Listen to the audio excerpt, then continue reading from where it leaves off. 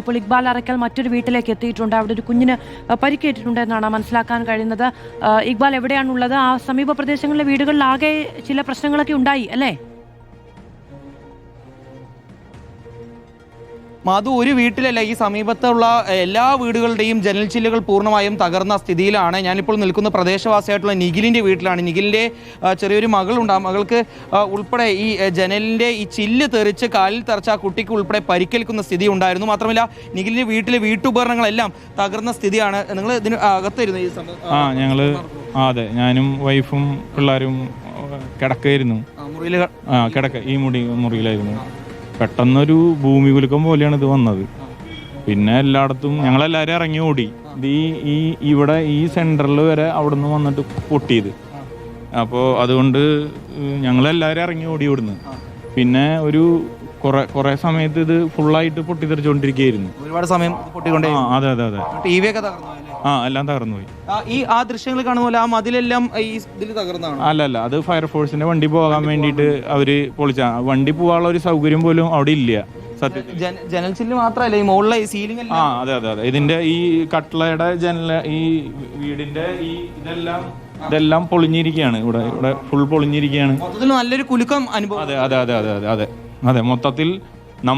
മൊത്തത്തിൽ എന്ത് ചെയ്യാൻ പറ്റും, ഇനി എന്ത് എന്നുള്ളതാണ് ചോദ്യം. ഞങ്ങൾ എന്ത് ചെയ്യുമെന്നറിയില്ല.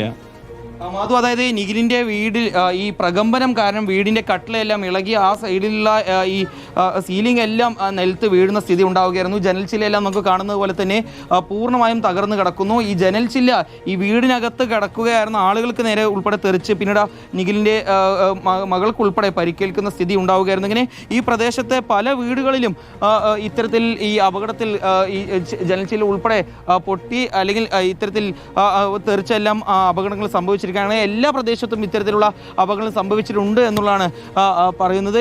ഒരുപാട് നേരം ഈ ശബ്ദം ഉണ്ടായിരുന്നു. അതെ അതെ, കുറച്ചു നേരം ശബ്ദം ഉണ്ടായിരുന്നു. പിന്നെ ഞങ്ങളെല്ലാവരും ഭയന്ന് എല്ലാവരും ഓടിപ്പോയി. കാരണം അത്രയും ഭയങ്കര സൗണ്ടായിരുന്നു ഉണ്ടായിരുന്നത്. എല്ലാ വീടുകളിലേക്കും ഇത് ബാധിച്ചിട്ടുണ്ട്. തുടർച്ചയായിട്ട് എത്ര നേരം ഉണ്ടായിരുന്നത്? ഒരു 10 മിനിറ്റോളം ഉണ്ടായിരുന്നു. അതിനും കൂടുതലുണ്ടായിരുന്നു. പക്ഷെ ഞങ്ങൾ ഇവിടുന്ന് അങ്ങോട്ട് മാറി വേഗം പോയി. കാരണം എന്താ വെച്ചാൽ ഇവിടെ നിന്ന് കഴിഞ്ഞാൽ എന്ത് സംഭവിക്കുമെന്ന് നമുക്കറിയില്ല. അതും മനസ്സിലായിരുന്നു അങ്ങനെ ഒരു അപകടമാണ് സംഭവിച്ചത്? ഇല്ല, നമ്മളെല്ലാവരും കിടക്കുകയായിരുന്നു. നമുക്കറിയില്ലല്ലോ. നമ്മൾ പെട്ടെന്നാണ് ഇത് സംഭവിക്കുന്നത്. അപ്പോൾ നമുക്ക് അറിയില്ലല്ലോ എങ്ങനെയാന്ന്. അപ്പോൾ അങ്ങനെയുള്ള സംഭവങ്ങളാണ് ഉണ്ടായിട്ടുള്ളത്. ഇനി എന്തെന്നുള്ളതാണ് നമ്മുടെ ചോദ്യം.